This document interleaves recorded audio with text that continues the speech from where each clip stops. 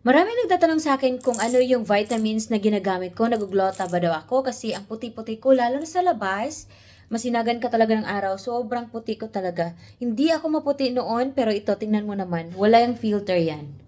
Ayan, ito yung ginagamit ko, Transino White Sea Premium.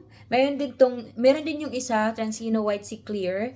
Available to siya sa 100, this one is 180 tablets and this one is 90 tablets. So, this is good for 1 month and this is for 3 months. Ano siya? Kasi, ito, makiklaro ba? Dalawang beses mo inumin. Di ba klaro? Kasi sa lights. Ito. I-picture ko na lang.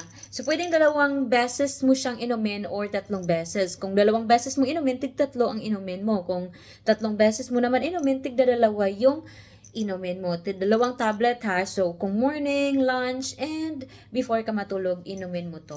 Ang ganda niya kasi kumpleto na siya. Package na to. Meron na siyang vitamin C, L-cysteine, and also kanang mga antioxidants. So, this is available in my yellow basket. Paki-check na lang. And for now, naka-sale siya. So, parati ditong nasusold out. Baka naman maubusan ka.